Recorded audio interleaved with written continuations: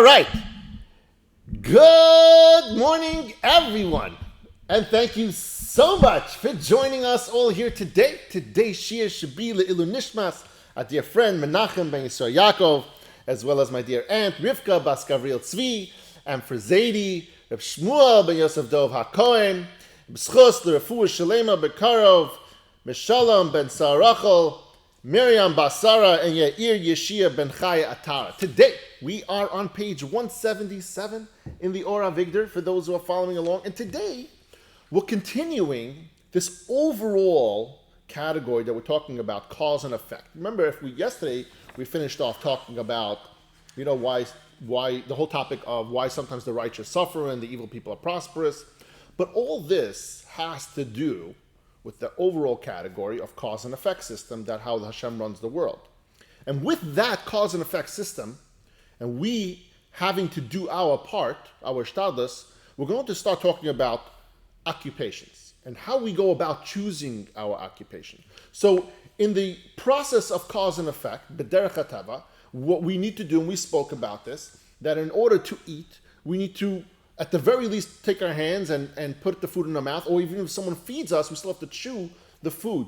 And obviously, the bigger picture of that is you need to either go and plant a field, sow and do all the kinds of stuff, and then eventually make it into bread, make all those different steps, or go get a job, make some money so you can buy prepared food, or buy, a home, or buy, whatever it is that you need in order to survive. And again, this is part of the cause and effect system. And so today we're going to talk about the portion of the cause and effect system, which is our status, and that big part of that is our livelihood. And choosing an occupation, how we are supposed to go about choosing that, and what makes sense as a Baal Bitachon to do in that event. Now, he says that since it has been made clear that there is a need for men to look at the means of earning a livelihood, I will now explain that it does not mean that every person has to pursue every one of these means of sustenance. Basically what he's saying is, he says, don't have to chase every single opportunity that comes to you. Not every single opportunity that comes to you, or every position that comes to you, is for you. And he's going to get into this. It's true that Hashem's plan for mankind is to fulfill the commandment. What's the commandment? The commandment is, it says, by the sweat of your brow shall you eat bread. What does that mean? It means by you working hard, you schwitzing out in the field, planting the seeds, then you should eat your bread. What Chovos HaLevavos is trying to say over here is that doesn't actually mean that everyone should become a farmer, and everyone should start a homestead over here. Even though a lot of us live in Jersey, we have an acre of land. I'm telling you right now, it's not enough to support yourself. But at the end of the day, the idea over here is that you need to go out and do something to earn a livelihood, and that's the sweat of your brow shall you eat. And it doesn't have to be directly sowing the field, plowing the field, and then making it into flour and bread, but it means to go out and do something. There are many ways to earn a living. Some are easy and require little physical effort. He says, like running a store, or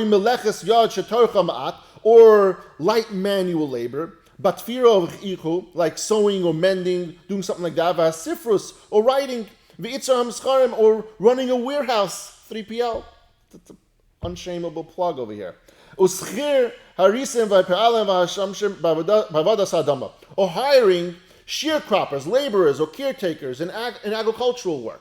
So there are different things that you could do. You could be a manager, you could be a business owner. There's so many different things and different lines of work that you could do. There are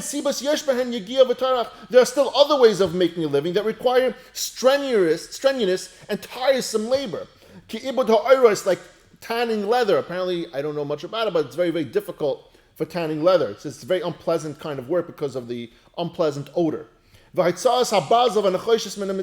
Mining iron and copper, all kinds of other mining. Mining, we know, is a very dirty and dangerous job to get into. Refining silver or all kinds of other metals with leads and chemicals, and that takes a toll on your health. carrying heavy loads, regularly traveling great distances, such as on ships or caravans, or just in general, you're always needing to travel very much. And we know that traveling, as always spoke about this, it takes a toll on your body, on your well-being. You're not sleeping regularly, you're not sleeping in your own bed. It's just not comfortable. Changes of weathers, different climates, different countries, different things can have different effects on you.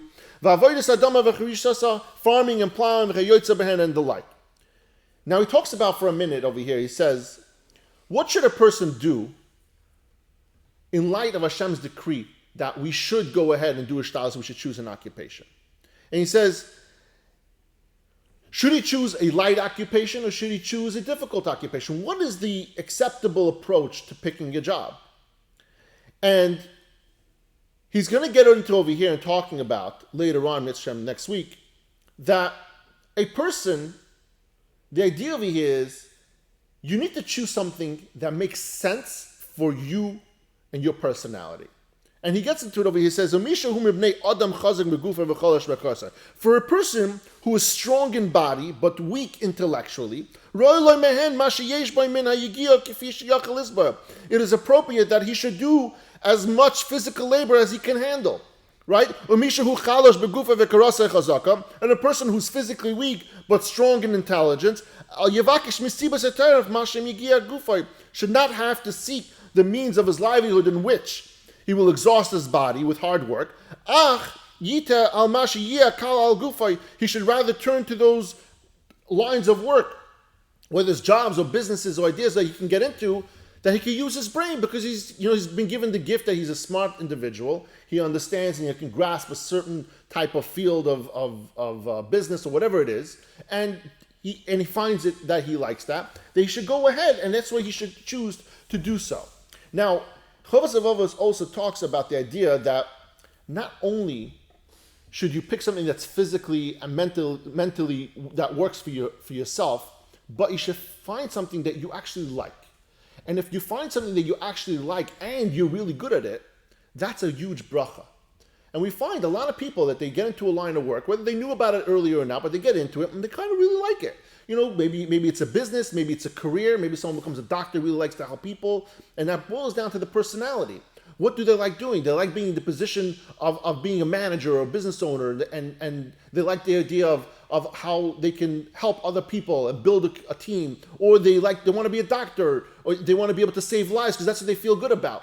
So Chovos HaLevavos says if you have this mesh up between what you're capable of, whether it's intellectually or physically, and then what you actually really like, and you get that together, that's a huge bracha from Hashem. And you see over there where it actually talks about when Hashem split up Eretz Yisrael for all the Shvatim, you see that Hashem split it up in a way that made sense for each Shevet. For instance, he gave for one Shevet, he gave them a land next to the water because he knew they were very into fishing and anything to do with the waters, and they were good at that.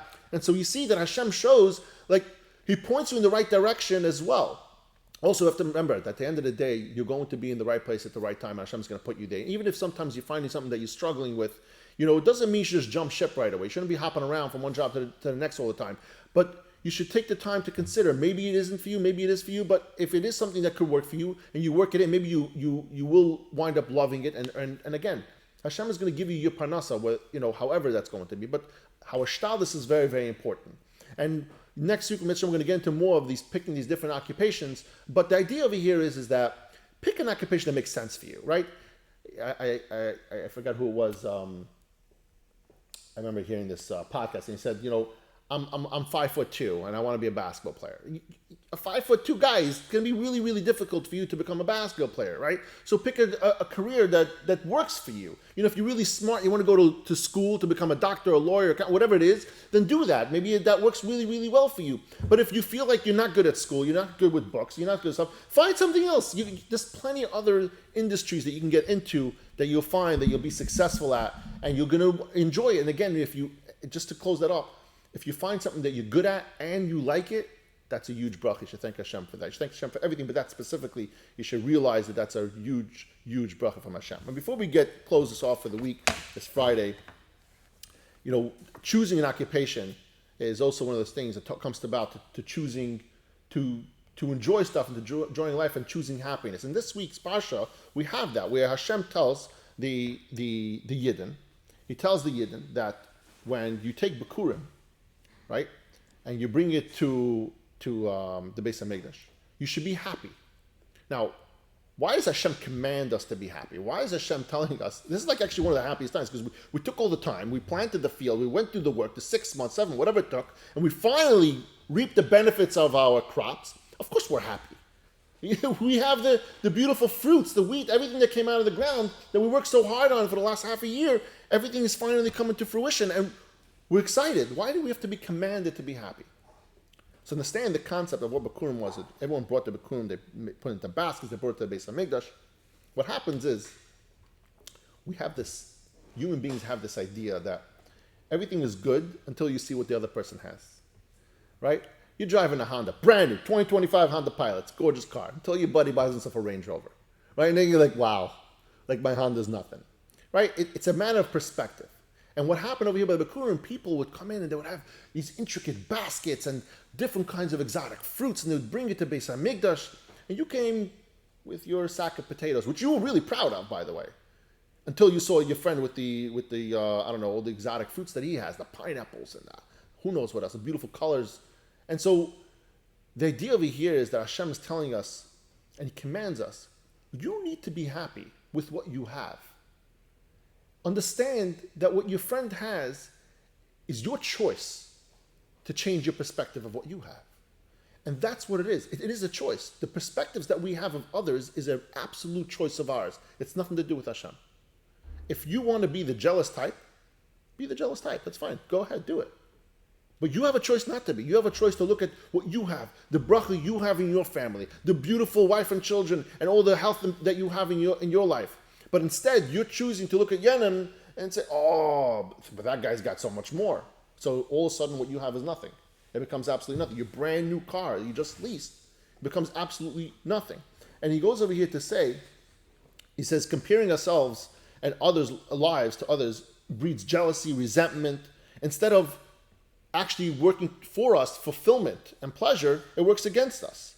And he says in Shema, we say, do not stray after your heart and after your eyes. This says in Shema. So the question is, why does it say you should not stray after your heart and after your eyes? Although, what happens first? You walk down the street, you see your buddy, you see him first. You see his brand new Range Rover, right? You don't have a feeling first. You see it first, and then you wind up with a feeling. Hashem is telling us that if your feelings, if your personality is first, to always be happy with what you have, then what you see, which comes afterwards, what Shema says afterwards, doesn't make a difference anymore. So your friend got a brand new Range Rover. If you're the kind-hearted personality, you just be happy for him. You're not going to feel worse about yourself. You're not going to put yourself down a peg because you're driving a Honda and he's driving a brand new, a luxury car. That has nothing to do with it. And the idea is that's what we have to do. We have to be happy with what you have. And that comes into the same topic where we talk about choosing an occupation. We have to find something that we're good at. We have to find something that we're happy with, something that we're not going to be miserable. If you're coming home miserable every single night, that's not for you. Right? If it's taking a toll on your body and you're miserable, maybe it's time to look for something else. But at the end of the day, we also have to look at perspective. Someone, I think I said this before, but someone told me, he goes, they did a study, and they said most people would rather be earning $65,000 a year, living on a street that everyone made $50,000 a year, than being the person that makes $250,000 a year, but lives on a street where everyone makes $400,000 a year. Because it puts you in line of where you are.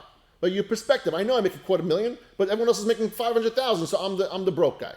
But when you're only making $65,000 and everyone else is making $50,000, oh, I'm the rich man. So that's the perspective. You just have to look at yourself. Stop looking at everybody else. The perspective is what's the problem, and that's the commandment here this week in the parsha. Hashem commands us to be happy. Be happy with what you have. Don't look at your friend Bikurim. Everyone's gonna have beautiful baskets. Everyone have nice fruits and vegetables. Don't look at that. What do you have? You should be happy with what you have, and that's the end result of that. Thank you, everyone, for joining me here, joining all of us here today. Have a beautiful Shabbos, and as always, I love you all.